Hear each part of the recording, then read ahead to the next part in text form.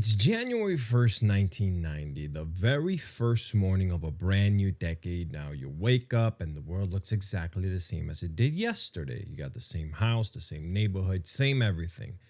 But something is different because in the air, even if you couldn't articulate it at the time, even if you were too young to have the words for it, there was a feeling in 1990 that something was beginning, that the page had turned, that whatever came next was going to be different from what came before. And friends, it was. 1990 was the year the Berlin Wall finished coming down. It had started falling in November of 1989. But the dismantling, the full physical deconstruction of the wall, well, that happened in 1990s. Nelson Mandela, well, he walked out of Victor Verster prison on February 11th, 1990, after 27 years, and the whole world watched. Now, the Gulf War began. The World Wide Web was invented, very quietly, might I add, without fanfare, by a British scientist named Tim Berners, who had no idea what he was unleashing on humanity. Germany reunified. The Soviet Union was cracking. The entire geopolitical architecture of the previous 40 years was shifting all in real time. All right. And in the middle of all that, in the middle of the world reorganizing itself, the culture was doing something extraordinary. Music that would define the decade was being made, and movies that would become classics were being released. Sports moments that would live forever were happening, and a generation of people who would spend the next 30 years looking back at this era with a love they can't fully explain were right in the middle of it, just trying to figure out what was for dinner. This is episode 4. This is our first year recap, and we're going all the way back to the beginning. Welcome to 1990.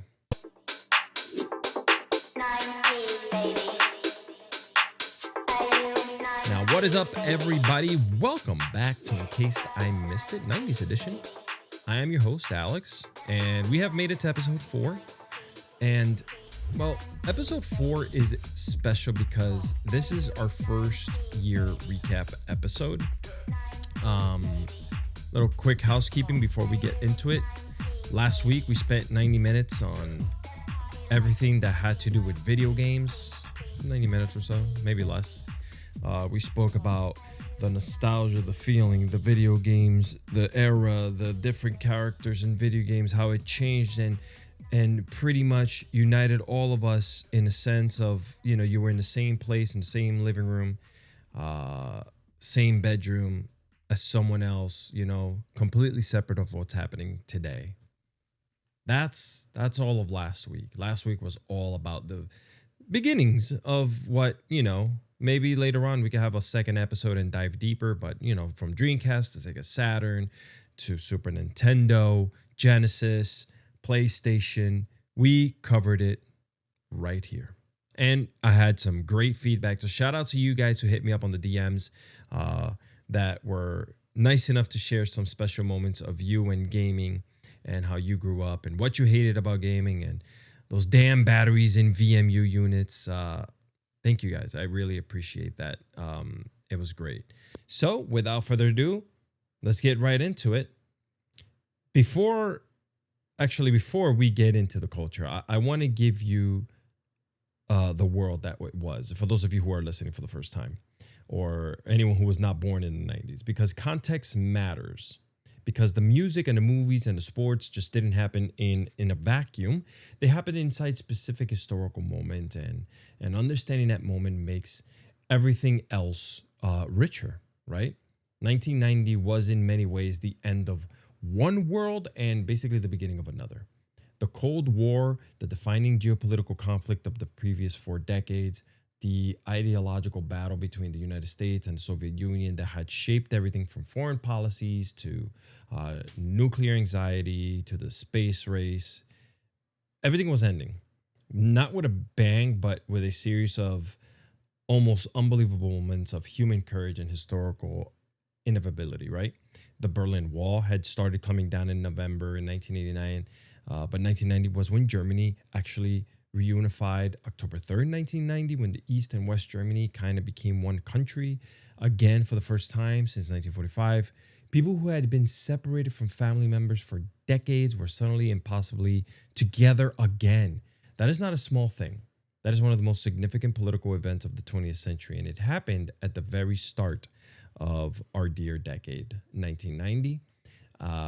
I spoke about this earlier, but Nelson Mandela, February 11th, 1990. If you have not watched the footage of Nelson Mandela walking out of prison, walking out free after 27 years, his fist raised, Winnie Mandela beside him, please find it.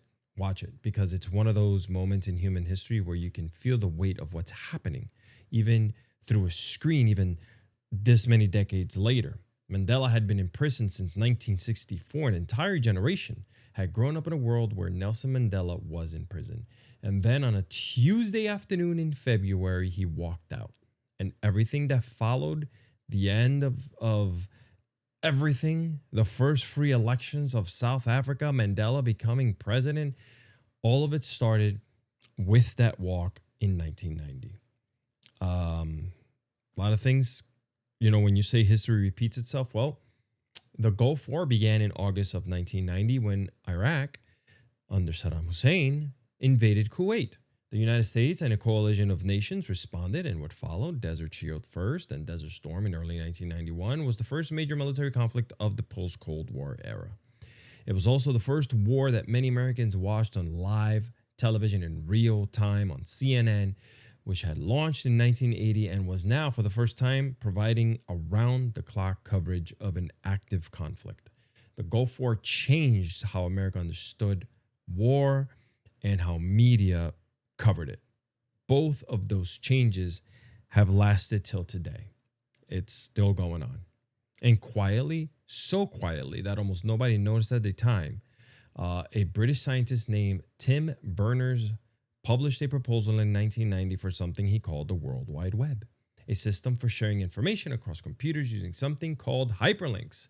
He submitted the proposal to his supervisors in Switzerland. His supervisor wrote on it, "Vague but exciting." Tim Berners was given permission to continue developing it. The World Wide Web went live in 1991, and everything that followed, the internet as we know it, e-commerce, social media, streaming, smartphones, the complete reorganization of around, human civilization around digital communication, all of it traces back to that proposal submitted quietly in 1990. The world in 1990 was ending and beginning all at the same time, and the culture, as it always does, was reflecting all of that energy back. But let me paint you a picture of what else was happening here. Let's talk about the music of 1990. Okay, the radio. Let's talk about the radio, right? Because that's what we actually had. Because it was genuinely an extraordinary mix of snapshot, a snapshot, I want to say, of a musical culture in transition with the sounds of the 80s still very much present, while the sounds that would define a decade were just starting to break through. New Kids on the Block, I'm pretty sure you've heard them. I have to start here because in 1990, New Kids on the Block were not just popular, they were a phenomenon on a scale that is genuinely difficult to overstate from the outside. Donnie Wahlberg, Joey McIntyre, Danny Wood, Jordan Knight, and Jonathan Knight were the biggest act on the planet. Their 1988 album, Hanging Tough, had been turning into like a runway freight train through 1989, and by 1990, it was fully, completely out of control. They had their own Saturday morning cartoon. They had their own merchandise line that was generating hundreds of millions of dollars annually. My sister had the bed sheets. There were New Kids on the Block sleeping bags, lunch boxes, dolls, trading cards, board games, and a level of cultural saturation that wouldn't be matched until One Direction 2 decades later. Their Step by Step album that came out in 1990 debuted at number one and produced multiple hit singles. They played sold out arenas everywhere they went. They were everything. And then there was the other side of the pop landscape in 1990. You had MC Hammer, who dropped Can't Touch This, and the world completely stopped. Okay? Who doesn't remember Hammer Time? Okay? What was it? Please Hammer? Don't Hurt 'Em became the best-selling rap album in history at that specific point. The first rap album to ever go diamond, meaning 10 million copies were sold. MC Hammer was on television. He was in commercials. He was performing at the Grammys. He was everywhere simultaneously in a way that felt almost freaking surreal. The Hammer pants became one of the most iconic fashion moments of the entire decade. I mean, people still talk about them today. And Can't Touch This, built on a sample of Rick James's Super Freak, was, I mean, you couldn't escape it. If you were alive in 1990, that song lived in your head whether you asked for it or not. Let's talk about Mariah Carey. You guys have heard of her, right? She released her debut album in 1990 and it produced 4 #1 singles, a record for a debut album that stood for years. Vision of Love, Love Takes Time, Someday, I Don't Want to Cry, 4 #1s from a debut record. Mariah Carey arrived, all right, in 1990 as a fully formed superstar with a voice that nobody had heard before. That whistle register, that range, that specific like brand of emotion in every note that she delivered, and the industry and the audience, well, they responded to that immediately. She was not an overnight success story that took time to build. She was just immediately one of the greatest vocalists who had ever stood in front of a microphone. And today she is the queen of Christmas. And then there was the drama. In November of 1990, Milli Vanilli, the duo of Fab Morvan and Rob Pilatus, who had won the Grammy for Best New Artist earlier that year, had their Grammy revoked, taken back, because it was revealed that they had not sung a single note of any of their records. The actual vocals were performed by other singers. Milli Vanilli were essentially models hired to be the face of music made by other people. The scandal was enormous. The Recording Academy had never revoked a Grammy before. The public humiliation was total and devastating. And the story of what happened to Rob in the years that followed, the struggles, the addiction, the death in 1998 is a genuinely sad one that deserves more compassion than the scandal framing usually allowed, right? But the Milli Vanilli scandal mattered beyond just the gossip of it. It opened up a conversation about authenticity in music, about what we were actually buying when we bought a damn record, about the gap between the performer and the performance that the industry is still having, by the way, today in the era of autotune, lip syncing, AI. Milli Vanilli was just the first time the mask fell off publicly enough that nobody could freaking look away.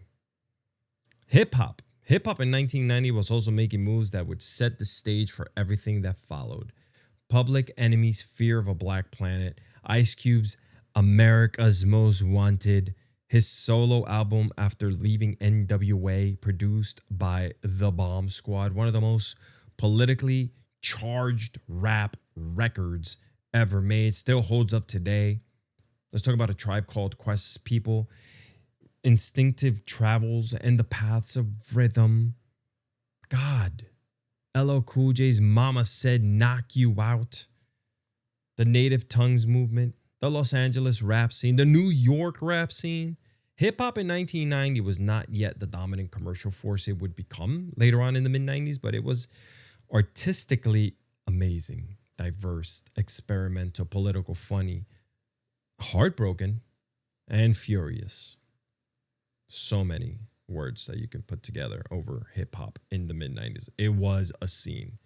The full range of human experience packed into a genre that the mainstream still wasn't fully taking seriously. That would change, though. 1990 was where the change, though, was being built. That was music. I want to take you into the movies now of 1990. Let's start with Home Alone. Okay. I have to start with Home Alone because Home Alone in 1990 was not just a movie. It was a cultural takeover. Written by John Hughes and directed by Chris Columbus. The film starred a 10-year-old Macaulay Culkin as Kevin McAllister, who was accidentally left behind by his family. He defends his house of two burglars, played by Joe Pesci and Daniel Stern. That film grossed $476 million worldwide on a budget of $18 million. It was the highest grossing film of 1990. It was at the time the highest grossing live action comedy in all of history. Macaulay Culkin, that face, the screams, those hands on his cheeks, all of that became the most famous child poses, and he became the most famous child actor on the planet overnight. The film spawned sequels, merchandise, cultural references that honestly, hello, is still being made today, right? Still talked about today, 30 plus years later, and a holiday tradition that millions of families maintain to this day. Home Alone is not just a good movie. It is a freaking monument. It is a piece of American cultural infrastructure. You today, listening to this right now or watching, still watch this movie. I know you do. We still talk about it. They're still talking about him coming back and making another movie. Another like prequel, not prequel, but a sequel to everything that he did up to Home Alone 2. Now, let's talk about Ghost. Ghost came out in 1990 and became one of the most successful romantic films ever made. Patrick Swayze, Demi Moore, Whoopi Goldberg winning the Academy Award for Best Supporting Actress, the second black woman to win that category in Oscar history. The pottery scene, the Righteous Brothers, Unchained Melody. Ghost was a film that combined romance and supernatural thriller in a way that shouldn't have worked as well as it did, and somehow, oh God, it worked perfectly. That movie alone grossed over $500 million worldwide, and it gave us one of the most iconic scenes in cinema history. If you haven't watched it, go check it out. You could probably get the DVD for $5 somewhere. Let's talk about Pretty Woman with Richard Gere and Julia Roberts. Goodfellas, Martin Scorsese's masterpiece, one of the greatest crime films ever made, a film that influenced every crime story on screen in 3 decades since. Total Recall with Arnold Schwarzenegger, Edward Scissorhands, Tim Burton, and Johnny Depp, man. Their first collaboration, a genuinely beautiful and very strange film about otherness and belonging that holds up completely.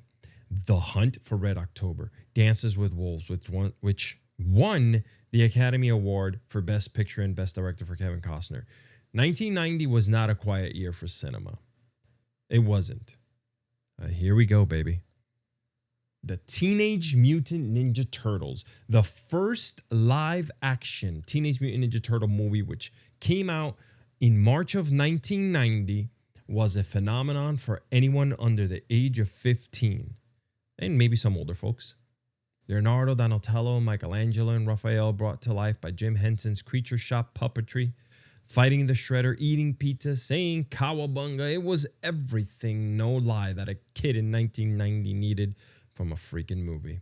It grossed $202 million on a $13 million budget and remains one of the most successful independent films ever made. Think about that. Independent film ever made. Let's transition over from movies into television. These might shock you here because I cannot believe I'm this old. Let's talk about Twin Peaks, which premiered on ABC in April of 1990, and the television landscape was never quite the same.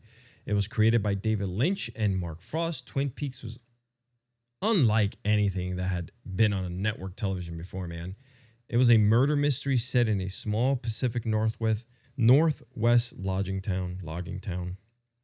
It combined soap opera and melodrama with pretty much surreal horror and genuine comedy with an aesthetic that felt like a dream. And it worked. It actually genuinely worked. 21 million people watched the premiere. Who Killed Laura Palmer became a cultural obsession.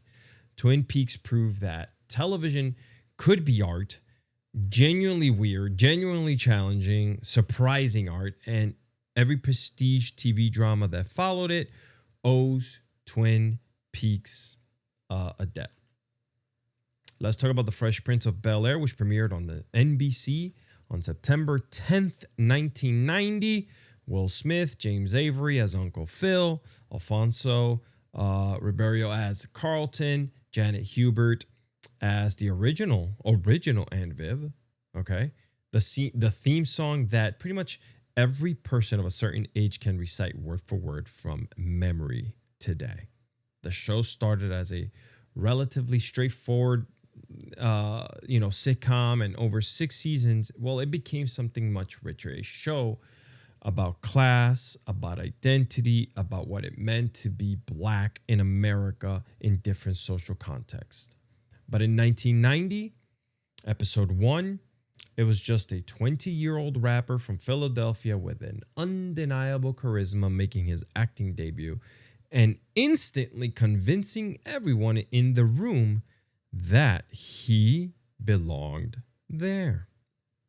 I still watch the reruns. And it spun off another Bel-Air show, which just ended not too long ago. Seinfeld. Boy. Seinfeld was technically in its first season in 1990, though it had premiered as a pilot in 1989, and it was not yet the dominant cultural force it would freaking become. The ratings were modest. NBC was not entirely sure what to do with it. Jerry Seinfeld and Larry David were making something that didn't fit any existing template at the network. And basically, it was giving it space to find itself without fully understanding what the hell it was going to become. What it was going to become, though, was one of the most influential television comedies ever made. But in 1990, it was just a quietly funny show about nothing that not enough people were watching yet. But that all changed, and we know it did. That show became must-see TV. The Simpsons, having premiered in December of 1989, was in full swing in 1990 and already becoming a phenomenon on its own. The first full season aired in 1990, and it was immediately clear that this was something different, a primetime animated show which hadn't really worked since the Flintstones, that had, that was smart, right? And emotionally resonating and family friendly without being soft. Homer and Marge and Bart and Lisa and Maggie, they were becoming the most famous fictional family in America. Bart Simpson specifically was a cultural force. He would say stuff like, "Don't have a cow, man," and "Eat my shorts." And obviously Cowabunga, can't forget that one. And the Bart Man, okay? That was everywhere. The first Bart Simpson merchandise had come out, and it was selling at a pace that alarmed and delighted Fox in equal measure. That was a cultural show. I don't think there's anything like it today. That took over. The Simpsons were everywhere. Everyone was drawing Bart Simpson. Everyone. Moving forward, we're doing really well, friends. Let's talk about sports. Sports in 1990, specifically 1990. We're not going anywhere else. We're staying in 1990. The Chicago Bulls finished an 89-90 NBA season and lost in the Eastern Conference Finals to the Detroit Pistons, the bad boys, that physically intimidating team built around Isaiah Thomas that had beaten them the year before too, by the way. Michael Jordan was already clearly the most talented player on the face of this earth. The Bulls were clearly building something, but they hadn't gotten over the hump yet. The dynasty, though, was coming. In 1990, it was still just approaching. We had Joe Montana and the San Francisco 49ers. They had won the Super Bowl, defeating the Denver Broncos 55-10 in one of the most lopsided Super Bowl victories in history. Montana was named MVP. He had now won 4 Super Bowls and 3 Super Bowl MVPs. The argument for Joe Montana as the greatest quarterback of all time was at its absolute peak in 1990, and it would remain compelling until a kid from Michigan named Tom Brady started doing things that rewrote the record books 2 decades later. Okay. Riddick Bowe, Evander Holyfield, Mike Tyson, still undisputed heavyweight champion in 1990, still the most feared athlete on the planet, still the person whose name alone could fill any arena on earth. The heavyweight boxing division in 1990 alone had a drama and a cultural weight that it has never recaptured since. When Tyson had a fight, right? When a Tyson fight happened, the world stopped. It was appointment television in the truest sense of the word. And in baseball, the Cincinnati Reds manager Lou Piniella won the World Series over the Oakland Athletics in a 4-game sweep. The Reds were supposed to be outmatched. The A's had Jose Canseco and Mark McGwire, the Bash brothers, and a pitching staff and a pedigree. The Reds swept them anyway. One of the great upsets in World Series history. Largely forgotten now because, the decade had so many other extraordinary sport moments ahead of it that we don't really think about it, So that was sports in 1990, all right? But we're going to move along. We're going to move into our hot take segment, the 90s hot take segment, okay? Because 1990 was the most important year of the decade. Maybe. Okay. You guys can fight me about that. And I think that nobody gives it that much credit because so many other things happened in the 90s. Okay? So, let's get right into it. Hot take time. And for the year recap episode, the hot take is always going to be about the year itself, a take on the year as a whole, something that reframes how you understand what was happening. And my hot take for 1990 is this. 1990 was the most important year of the entire decade and not the most fun. Not the most nostalgic, not the one with the best soundtrack, but the most important. And I don't think it gets nearly enough credit for what it actually set in motion. And here is my argument for me stating that. Every great era in history has a foundation year, a year when the conditions that make the era possible are put in place, when the seeds are planted that the whole decade then it grows from, right?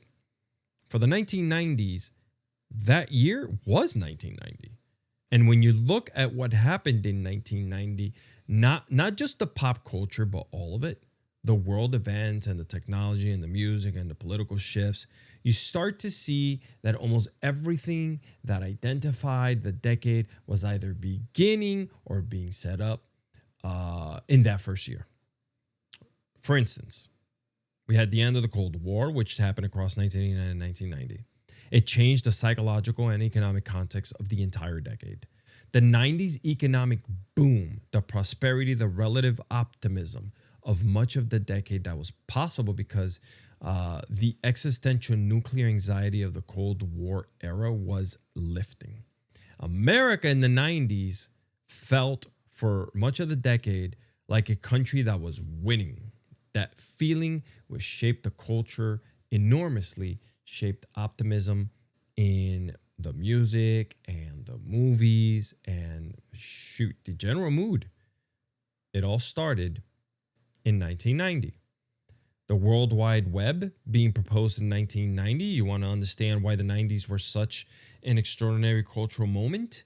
One reason is that it was the last decade before the internet fully arrived. The creativity, the shared culture, the specific texture of the 90s life that everyone is so nostalgic for, it was possible because the internet hadn't even yet started. It wasn't even fragmented yet.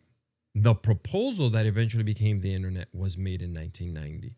The decade was defined in part by what hadn't happened yet. And what happened yet was proposed in 1990. Continuing my argument here, follow along. The music of 1990. MC Hammer going diamond, Mariah Carey's debut, the hip hop explosion, set commercial templates that the entire decade's music industry would obviously follow. The idea that rap music could be a mainstream commercial force, that R&B could have crossover superstars, that a debut album could produce 4 number one singles. All of those ideas were established or confirmed in 1990, and the industry spent the next 9 years building on them. And the movies, Home Alone, establishing that family comedy with a child lead could be, who would have thought that that would be one of the biggest freaking movies of the year? Goodfellas, establishing that crime drama could be prestige cinema. Ghost, establishing that romance and supernatural thrillers could exist as the same blockbuster. These films set templates. They told the industry what was possible, and the industry followed those templates for years to come. Every year of the 90s is great in its own way, but 1990 is the year that made all the other years possible. It's the year the foundation was poured. And you can't have the building, obviously, without a foundation.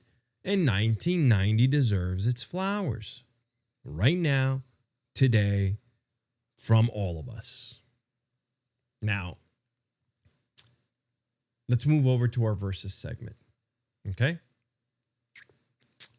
And for this year recap versus, I'm going to put 2 of the biggest films of 1990 head to head because I think the contrast between them tells you something really interesting about what audiences wanted in 1990 and what the culture was pretty much hungry for.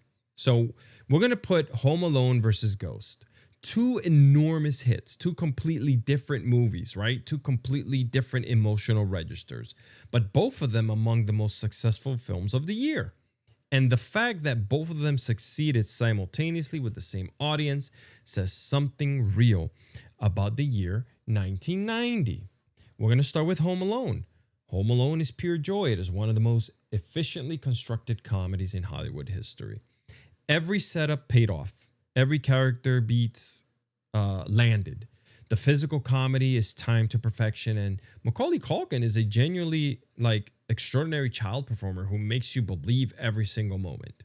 The film works on the level of pure entertainment with a completeness that is almost out of this world.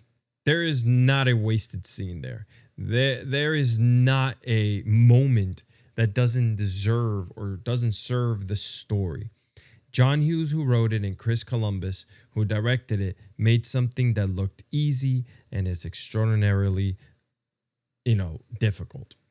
And Home Alone is also underneath the comedy title. A film about a kid who is fundamentally alone, who has been overlooked and dismissed by his own family, learning that he is capable and resourceful, right? And worthy of love and belonging. The ending when Kevin's mother comes home and finds him safe works so emotionally well because the whole movie has been building the case that this child deserves to be seen. That is not a simple message. That is not just a funny movie about booby traps. This is a film about a kid fighting to matter. And in 1990, an audience that was itself going through a period of significant change responded to the story in enormous numbers. But let's put it up against Ghost, right? Ghost is operating in a completely different register because it is a film about grief, about the terror of losing someone you love before you said everything you wanted to say, about the desperate desire to reach back across an impossible barrier and make contact one more time. Demi Moore's performance as Molly Jensen, the specific feeling and mood of her grief, the way she moves through the loss of Sam, is one of the most emotionally honest performances of the decade. Patrick Swayze brings a warmth and a goodness to Sam that makes his death feel genuinely devastating.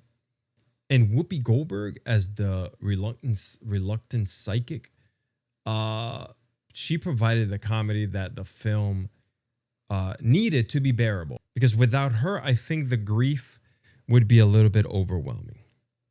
Ghost worked in 1990 because 1990 was a year of endings. The Cold War ending, as I mentioned before, right? A world that had operated one way for 40 years suddenly operating differently. In that context, a film about reaching across loss to find connection, about love, about being the thing that persists even when everything else changes, was not just escapism. It was Renaissance. It hit something real that audiences were feeling about their own moment. And I love film. It's like such a great medium. And here's what I think the Home Alone versus Ghost comparison actually kind of shows us about 1990 and about the 90s more broadly.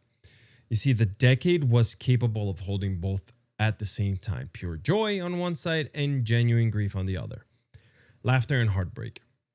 A kid defending his house against cartoon burglars, and a widow receiving messages from her dead husband through a nightclub psychic. That range, that emotional range, that is part of what made 90s culture so rich, because it wasn't monolithic. It wasn't one mood. It was all of it simultaneously. In 1990, right at the start, was already demonstrating that. The winner in all of this, though, this one's hard, because Home Alone is such a great film. But when I look at the two, I go for the seriousness and the tone. And as I just put Home Alone in a different category, in a different place, that for some reason is always in my head as a Christmas film. Can I call it a draw? Can I do that? It's my show. I'm the producer. Let me ask myself, can I yes, I can do that. You know what? I can't pick. I'm going to call it a draw. Okay? You know what wins? 1990. The year 1990 wins. That's who I think wins here. Friends, that is episode 4. This was our first year recap. We just walked through 1990. Some of the world events, some of the music, some of the movies, the television, the sports. And I hope you felt it too.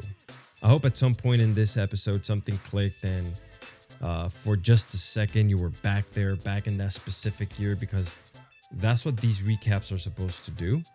Not just inform you, but, transport you.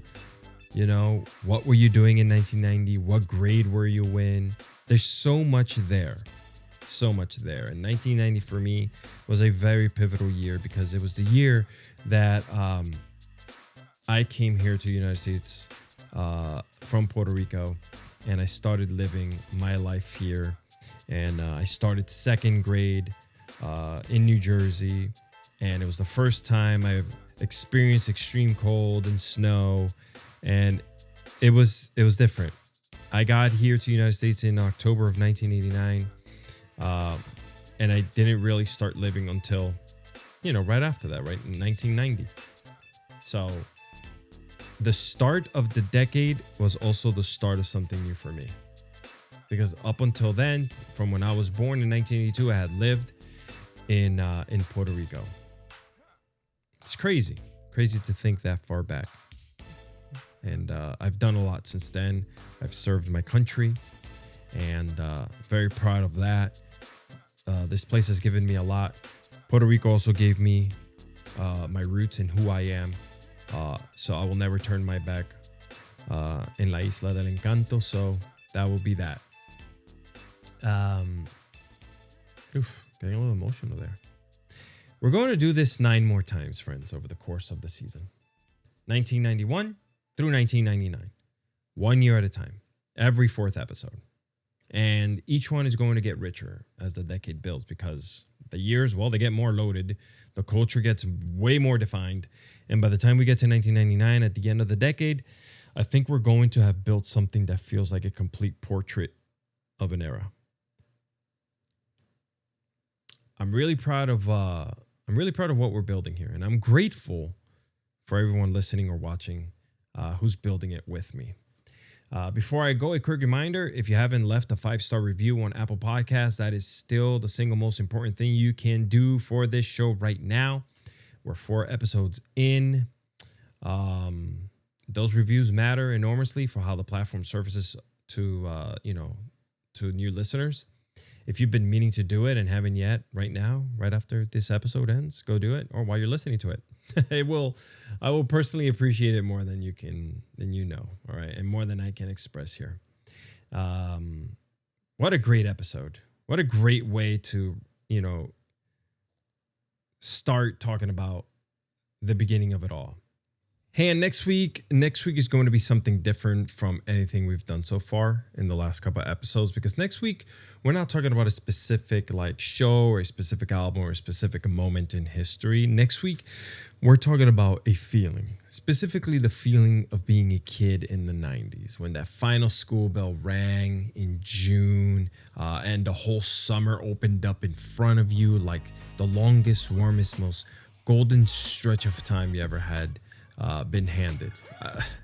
That's a great feeling, especially right now. I need this episode to come out now while all the kids are about to get loose and get out of school for the summer. All of it, the super soakers, the pools, the sandwiches on paper plates with chips on the side. You guys remember that?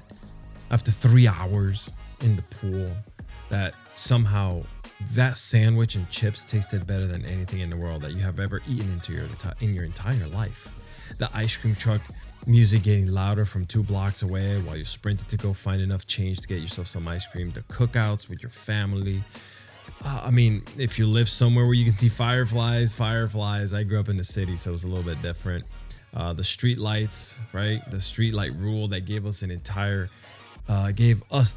generation of the 90s, right? The greatest gift they never knew they were receiving. That episode is going to put you somewhere. I promise you that. So make sure you come back Saturday morning. I'll be here. In case I missed it, the 90s were better.